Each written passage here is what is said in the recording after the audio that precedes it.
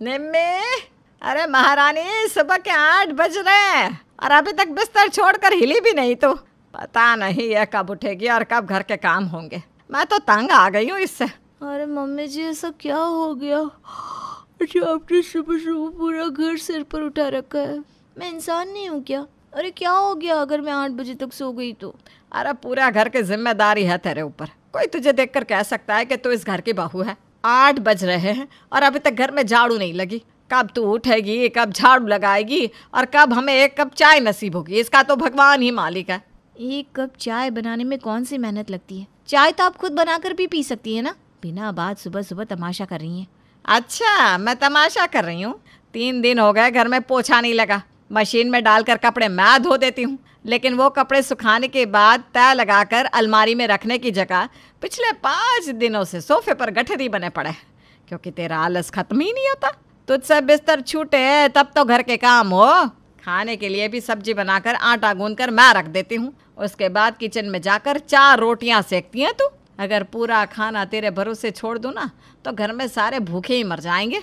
और बात है देखो महारानी की, बातें तो ऐसे बना रही है जैसे पूरा घर यही अपने कंधे पर उठाकर घूम रही हो।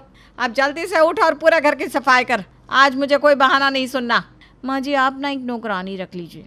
इतने बड़े घर का काम अकेले करना मेरे बस का नहीं है। पूरे घर में पोछा लगाते लगाते मेरी कमर अकड़ जाती है।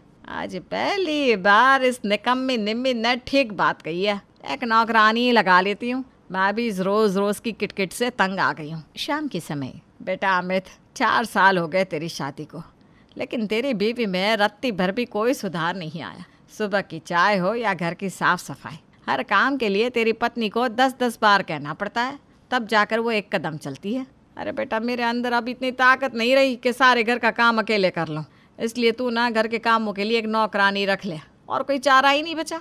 नौकरानी होगी तो कम से कम सब काम समय पर तो होंगे। माँ की बात सुनकर अमित एक नौकरानी रखने को तैयार हो जाता है। 2 दिन के बाद कांता एक नौकरानी को घर बुलवाती है। राम राम मैम साहब, मेरा नाम रामकली है। मेरे को आंटी, काकी, फूफी कहकर नहीं बुलाने का। मेरा नाम रामकली है तो रामकली ही कहने का। हाँ। अरे नौकरानी है लेकिन तेवर तो देखो इसके, जैसे हम इससे रिश्तेदारी जोड़ने के लिए मरे जा रहे हैं। अरे तेरा नाम रामकली हो या कच्ची कली, मुझे तेरे काम से मतलब है। बस काम एकदम चकाचक होना चाहिए। बर्तन और साफ सफाई सब तुझे ही करना है, समझ गई? देखो मैम साहब, मैं बेशक हूँ नौकरानी, लेकिन मेरे को ना नौकरानी जैसा ट्रीट नहीं करने का। मेरे को बिल्कुल घर का फैमिली मेंबर समझने का, तभी मैं आपके यहाँ काम करेगी, वरना मेरे पास काम की कोई कमी ना है। हाँ, ना तो मैं किसी का ऑर्डर सुनती है, ना ही तेज आवाज। अरे बड़ी सरचढ़ी है तू तो। इससे पहले कि कांता कुछ कह पाती, उसकी बहू निम्मी वहाँ आ धमकती है। अरे माँ जी, आप क्या कर रही हैं? हाँ, क्या चला जाएगा अगर एक गरीब से थोड़ी इज्जत से बात कर लेंगी तो? इसमें इतना चिढ़ने वाली क्या बात है? आखिर गरीब काम वाली का भी तो आत्मसम्मान होता है। हाँ, सब समझ रही हूँ।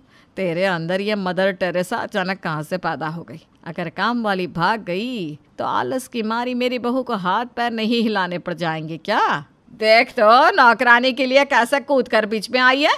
हाँ? इतनी फुर्ती अगर घर के कामों में दिखाती ना तो आज मुझे इस रामकली के नखरे ना उठाने पड़ते। खैर, कांता की बातों का न आज तक निम्मी पर कोई असर हुआ था न आज हुआ, बल्कि निम्मी नौकरानी रामकली को देखकर फूली नहीं समा रही थी। अब तो उसे बिस्तर तोड़ने का और भी अच्छा बहाना मिल गया था। लेकिन रामकली कोई कच्ची कली नहीं थी। उसकी कलाकारी के बारे में अभी निम्मी को पता लगना बाकी था। 2-3 दिन तो रामकली बड़ी शराफत से घर में आती और काम करके लौट जाती। इन 2-3 दिनों में उसने अपनी पार की नज़रों से ये पता लगा लिया था कि इस घर की बहू 1 नंबर की आलसी है, और इसी कारण दोनों सास बहू के बीच में 36 का आंकड़ा है। बस फिर क्या था, अगले ही दिन से रामकली के सुर बदलने लगे। अरे रे मेम साहब, ये क्या बात हुई? आप लोग तो मेरे आने से पहले ही चाय नाश्ता सब निपटा कर बैठ जाते हो। ये नहीं कि कभी रामकली के लिए भी 1 कप चाय बना दो। मैं ना आपको साफ साफ बता रही है मेम साहब, मेरे को 301 नंबर से जॉब का ऑफर आयला है। अगर आप मेरे को ठीक से ट्रीट नहीं करोगी तो मैं काम छोड़कर चली जाएगी। हाँ। अरे अरे रामकली, तू ना बहुत जल्दी नाराज़ हो जाती है। 1 कप चाय के लिए कोई काम छोड़ता है क्या? हाँ, बता तू। चल ठीक है, कल से तेरे लिए भी चाय बना दिया करूँगी। खुश?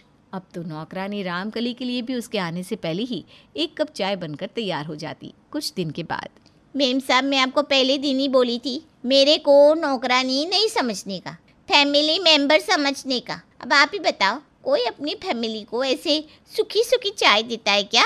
साथ में कुछ नाश्ता, नमकीन, बिस्कुट भी तो देता है ना।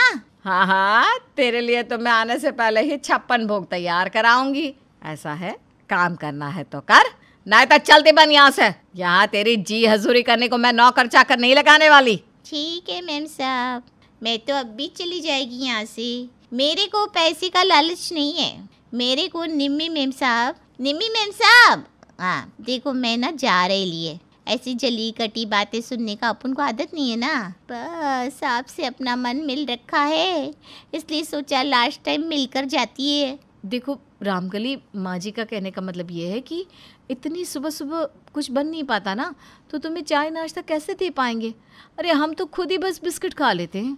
अच्छा ठीक है, तू नाराज़ मत हो, कल से ना मैं तुम्हारे आने तक चाय नाश्ता सब तैयार कर दूंगी, बस कहीं काम वाली भाग न जाए। इस डर के कारण निम्मी अगले दिन से सुबह उठकर नाश्ता तैयार करने लगती है। क्या मेम साहब, अब रोज रोज टोस्ट बनाकर रख देती है, ऐसा करो आज ना छोले चावल बना लो।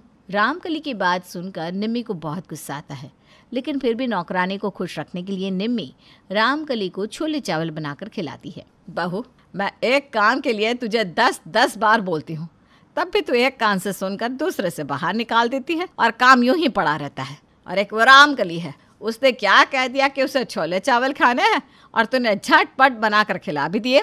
खूब सर पर चढ़ा ले उस नास पीटी को, आज छोले मांग रही है, कल पता नहीं क्या मांगेगी। माँ जी, आप रामकली के पीछे क्यों पड़ी रहती हैं?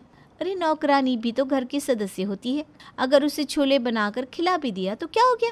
अगले दिन मेम साहब एक बात बोलेगी, बुरा नहीं मानना, आपके हाथ में ना स्वाद नहीं है, आप यूट्यूब से पहले खाना बनाना सीख लो ना। ऐसे करो आज मेरे वास्ते पाव भाजी बना दो, और आज अच्छी बनाना, कल तो मेरे मुंह का सारा स्वादिष्ट बिगड़ गया। मेम साहब मैं क्या कह रही थी, मेरे को ना एक शादी में जाना है, तो मेरे को कोई नई साड़ी दिलवा दो ना। क्या नई साड़ी? अच्छा ठीक है, नहीं दो, वो जो आपने कल पहन रखी थी ना, मेरे को बहुत पसंद आई है, ऐसा करो वही दे दो मेरे को। अरे वो मेरी शादी की साड़ी है, और तुझे तो मैं वो साड़ी किसी भी शर्त पर ना दूं। तेरी हिम्मत भी कैसे हो गई मेरी साड़ी पर नजर डालने की? क्या मेम साहब, तेरा मेरा कर रही है, मैं भी तो आपकी फैमिली है, एक साड़ी मेरे को दे दी तो कुछ बिगड़ जाएगा क्या? अब पानी निम्मी के सर के ऊपर बह रहा था। रामकली का बात बात में रोक टोक करना, बिना पूछे रसोई से कुछ भी उठाकर खा लेना अब निम्मी से भी बर्दाश्त नहीं हो रहा था। कभी तो वो निम्मी पर हुक्म चलाती, तो कभी उसके किए कामों में नुक्स निकालती। इतना ही नहीं, जिस निम्मी ने कभी सुबह उठकर अपने लिए भी नाश्ता नहीं बनाया था, वो निम्मी अब एक नौकरानी की खातिरदारी पूरे मन से कर रही थी। बस बहुत हो गया, माँ जी ठीक ही कहती है, इसे ज्यादा सर चढ़ाकर मैंने सही नहीं किया। आज ही जाकर माँ जी से बात करती हूँ कि इस रामकली की सेवा और खुशामद करने की जगह मैं अपने घर का काम खुद कर लिया करूंगी। भाड़ में जाए ऐसी नौकरानी जिसकी चाकरी मुझे करनी पड़े। इतनी बातें तो मैंने अपनी सास की नहीं सुनी जितनी ये 2 टके की नौकरानी मुझे सुनाकर जाती है। निम्मी गुस्से में बड़बड़ाती अपनी सास के कमरे के बाहर पहुंचती है। अरे वाह सुशीला, तेरा ये रामकली वाला आइडिया तो कमाल का था। इस रामकली ने बहू की नाक में दम कर रखा है, कभी उससे खाना बनवाती है, कभी उसके हिस्से का नाश्ता चट कर जाती है। कल तो उसके 5,000 की साड़ी भी मांग रही थी। कल तो सच में बहू का मुंह देखने लायक था। ओह, तो ये रामकली आपके कहने पर ही ये सब कर रही है मम्मी जी? अब अरे बहू तू कब आई? मैंने सब सुन लिया है, अब आप सच सच बताइए कि बात क्या है। अब तू घर के एक भी काम करने में मन नहीं लगाती थी, तो जब तूने घर में नौकरानी रखने का राग आलापना शुरू कर दिया तो मुझे भी एक आइडिया आ गया। मैंने अपनी सहेली सुशीला से कहकर उसकी नौकरानी को अपने घर बुलवा लिया और उसे समझा दिया कि कैसे तुझसे घर के काम करवाने हैं। बस फिर क्या था, उसने तुझे अपने लपेटे में ले लिया और तू भी अपना आलस छोड़कर उसकी सेवा पानी में जुट गई। अरे बेटा, इतनी सेवा नौकरानी की है, इतनी सेवा अगर इस घर की करती ना तो मुझे तिकड़म लगाने की ज़रूरत ही नहीं पड़ती। सास की बात सुनकर निम्मी मुस्कुराने लगती है। आप सही कह रही हैं माँ जी, मुझे अपनी गलती समझ आ गई है।